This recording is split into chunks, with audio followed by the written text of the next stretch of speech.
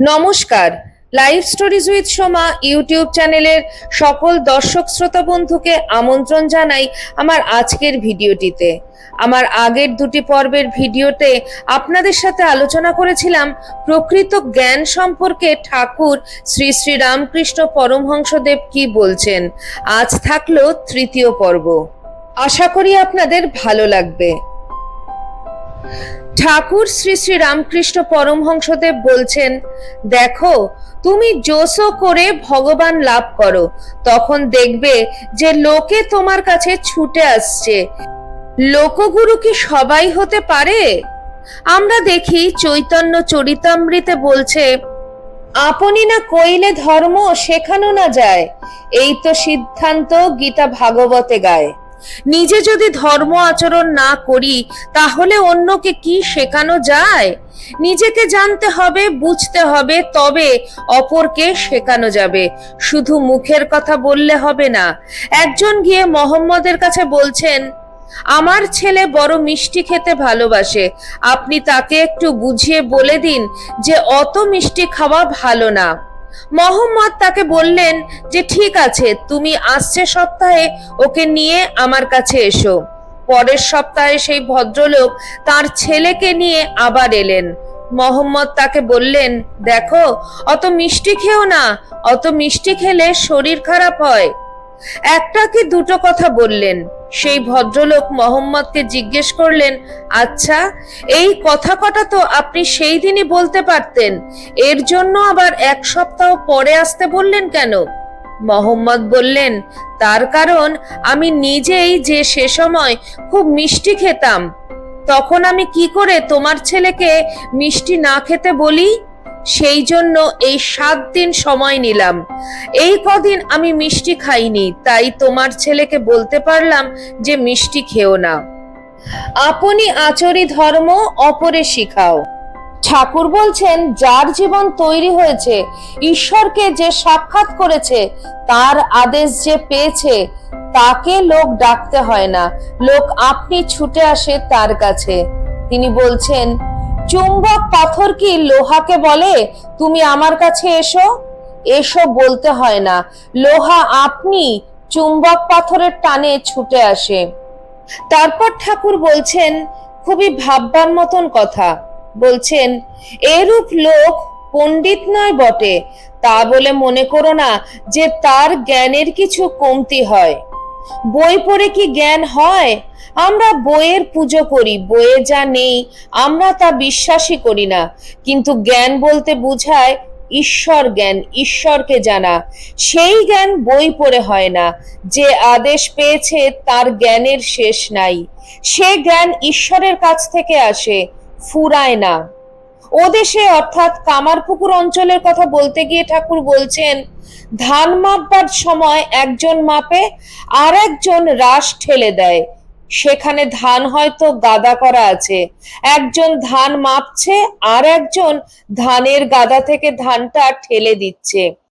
তেমনি যে আদেশ পায় সে যত লোক শিক্ষা দিতে থাকে, মা তাহার পেছন থেকে জ্ঞানের রাশ ঠেলে ঠেলে দেন। জ্ঞান আর ফুরায় না। স্বামীজির জীবনে এরকম ঘটনা ঘটেছিল।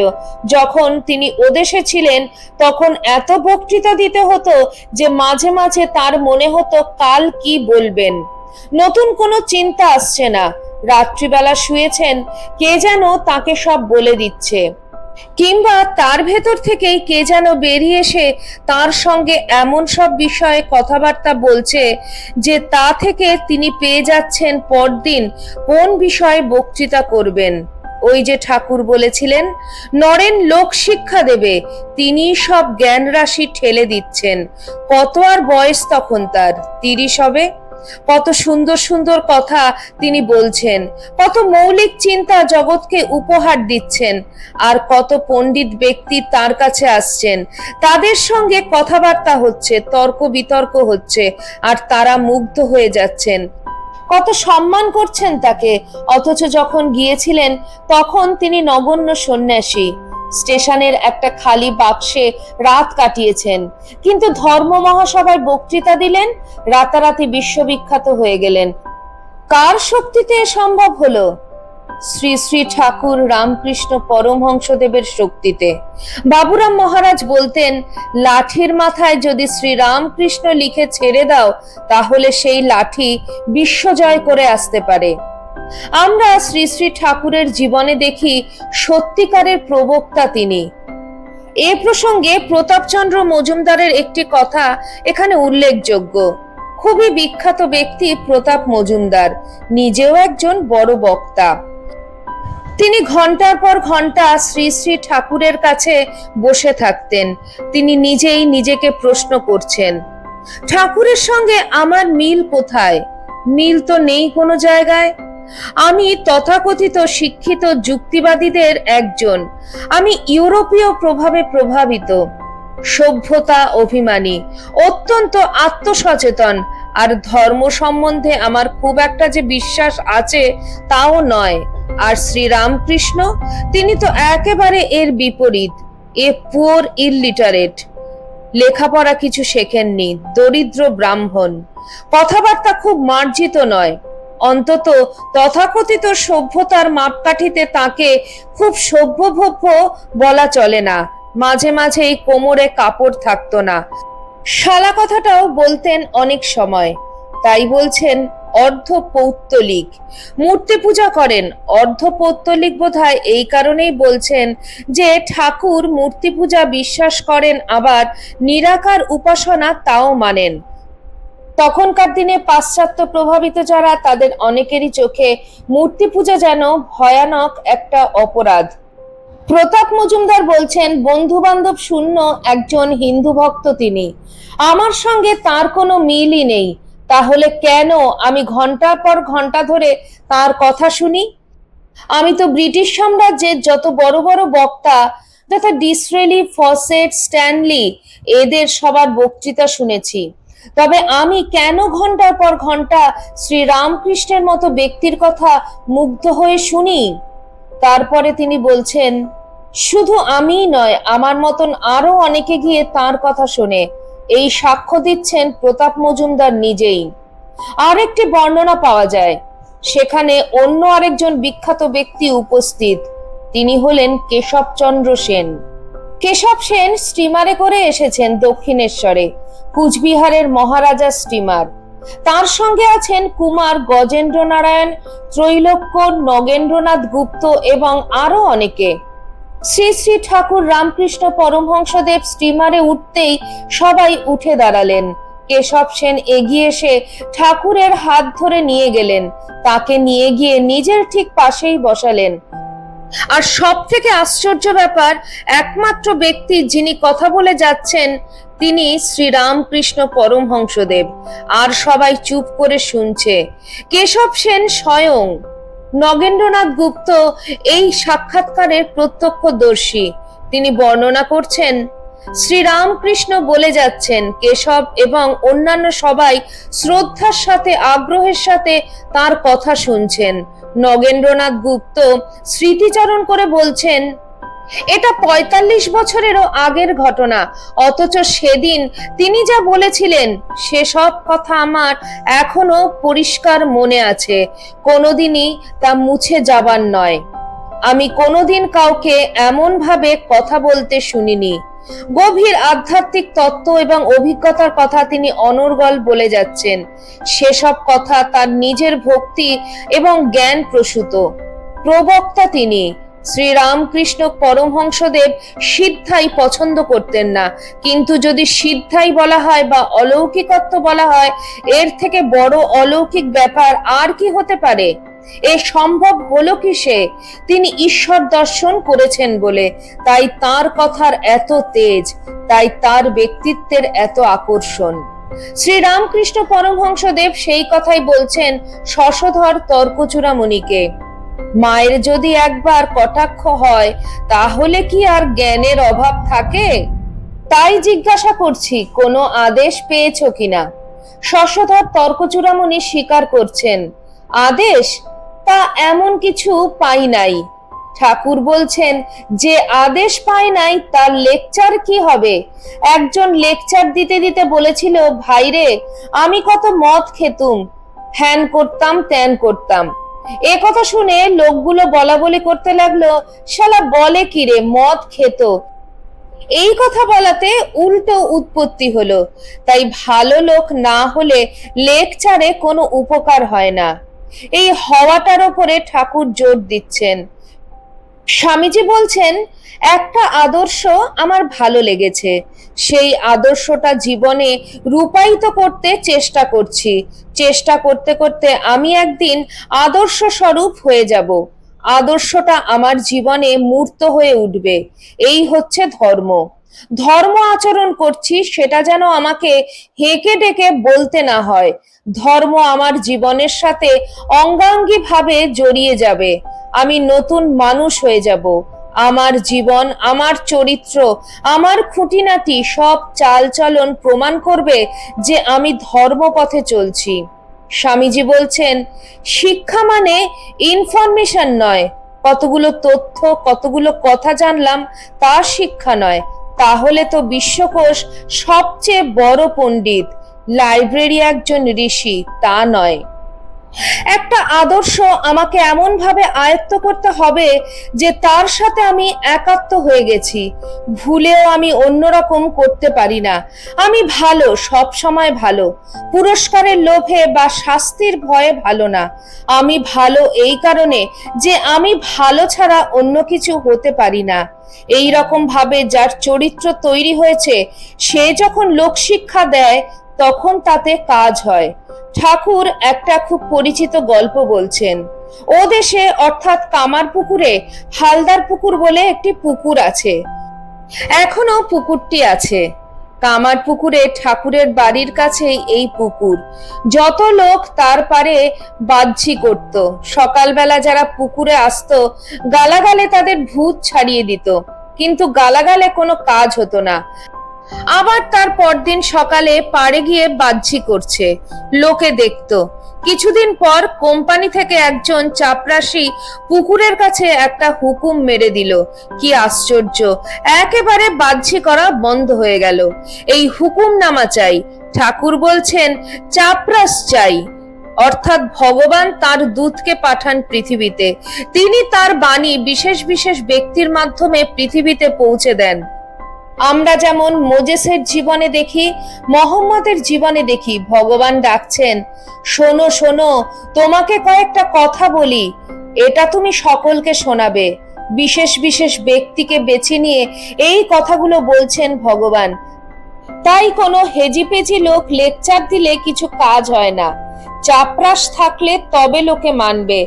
ঈশ্বরের আদেশ না থাকলে লোক শিক্ষা হয় না। যে লোক শিক্ষা দেবে তার খুব শক্তি চাই। সেই শক্তি আসবে কোথা থেকে? আগেই পেয়েছি সে কথা, প্রত্যক্ষ জ্ঞান থেকে। প্রত্যক্ষ জ্ঞান হলে তবেই মানুষ বলতে পারবে, হ্যাঁ আমি দেখেছি, আমি জেনেছি, সেই মহান পুরুষকে আমি জেনেছি। আমাকে দেখো, আমার জীবন দেখো, আমি যে ঈশ্বর দেখেছি, আমার জীবনই তার প্রমাণ। ঠাকুর বলছেন, চৈতন্যদেব অবতার, তিনি যা করে গেলেন তারই কি রয়েছে বলো দেখি? সমস্ত দেশে ভক্তির প্লাবন এনেছিলেন তিনি, তার প্রভাব এখনো আছে অবশ্যই। আর যে আদেশ পায় নাই তার লেকচারে কি উপকার হবে?